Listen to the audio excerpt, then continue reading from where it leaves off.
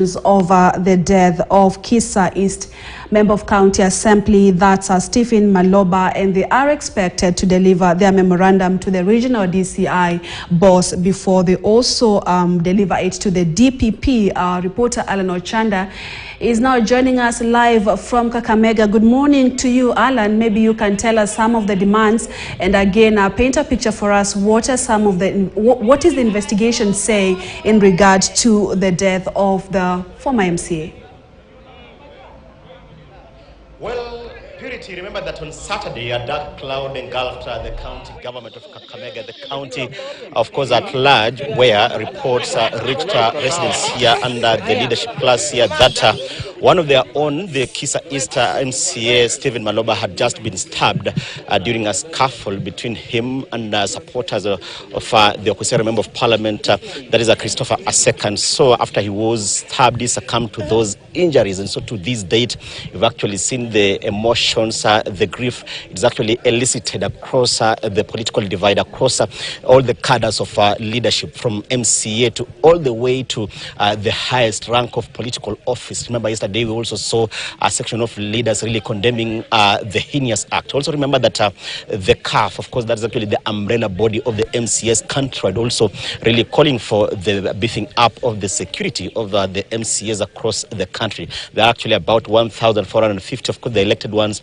and so really saying that they have actually been so exposed in terms of security arrangement. And so that particular issue really bring to the fore as to whether they should now hold that particular conversation of whether they should actually have armed bodyguards. But today, the county assembly members of Kakamega County, led by the speaker here, James Namath, will actually be holding a peaceful protest. Their first stopover will actually be at the DCI headquarters here in Kakamega, then to the DPP, Director of Public Prosecutions, before proceeding to the home of the deceased member of county assembly. Let's just speak to the speaker here and some of the MCAs here as to what they really plan today, the itinerary about their peaceful protest. They're actually putting on some red ribbons and of course similar attires here to just agree, of course, just mourning one of their departed colleagues here. Karibu sana Bwana Speaker. Maybe just tell us your plans today and what we actually expect from you as the County Assembly of Kakamega from here. Where are you going to stop at the first one? Thank you very much. The people behind you are MCS, not only from Kakamega, but we have some from Nakuru, Uasin Gishu, Nairobi, Busia, Vihiga, and Elgeyo Marakwet. They are all here, and they have come here because of the solidarity we have with our fallen hero, Stephen Maloba. Now, Stephen Maloba, as you are aware, was murdered in cold blood, very cold blood, when he was attending a public function. A very public function, and he was murdered in cold blood, in broad daylight. And so far we are here because we want justice for Maloba. Now, from here, we are gathered here at the assembly. This is our assembly headquarters in Kakamega. So from here, we are going to the DCI offices here in Kakamega, where we are going to present a memorandum. And the purpose of that memorandum is to give evidence that, one, we want justice to be done. So we want justice to be done to Maloba so that all the perpetrators are brought to book. A few have been arrested, but we expect more to be arrested. And anybody who was behind it, in whichever way that he was involved, he must be brought to book.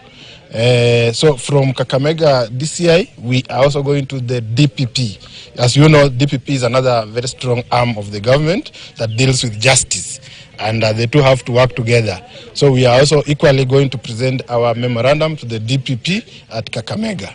Thereafter, we shall come back here, and thereafter we take our vehicles to Quisero.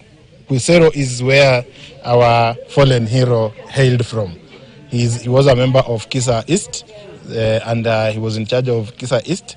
And there we are also going equally to the police station at Quisero, where we are going to present another memorandum to the OCS there.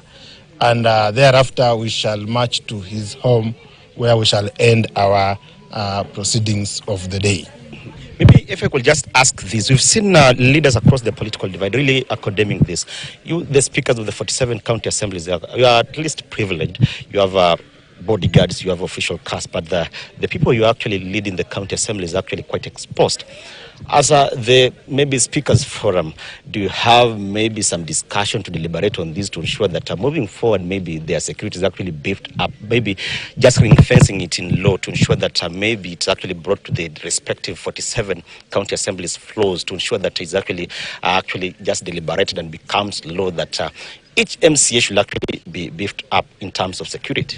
Yeah, that is very, very true, because we are having conversations on that issue. One, the issue of security at the for the MCS was there originally. It was there originally, and when the devolution was starting, it was a provision that every member of county assembly should be having a bodyguard, and should also, who is also armed, just like the speakers. However, it was dropped by the government, and that was not good. And now, had our brother been having a bodyguard, will not be here now, because he'll be very safe, and we'll be continuing with our normal business. But we are gathered here because he didn't have a bodyguard. And you see, that's not the only issue, because the terms of our MCS is quite pathetic. They cannot even organize for their own arrangements. So we are also saying that the terms of our MCS should be looked at again, because originally they had very good salaries, but it was reduced by the SRC. Why is it that only MCS are being targeted? If you can remember, our MPs are having firearms, they are having bodyguards. Their salary is quite good. Senators, same. Governors, same. Why MCAs? Yet the MCA is the most important person in the political divide, because he is the first call of that particular member of the public. When the member of the public has an issue, the first call will be who? The MCA. So this is the most important person that has to be protected, and it is very, very necessary that we be protected. Now, this is what happens. We are always in a political gathering, a political setup. Honorable Maloba was in a political setup, which we are always. That's our daily activity. We are always in together with so many members of the public. You don't know their whatever they have, and you know it is so bad that because before you are elected, you have both enemies and friends. In that any particular gathering, you can know who is your enemy and who is your friend. Nice.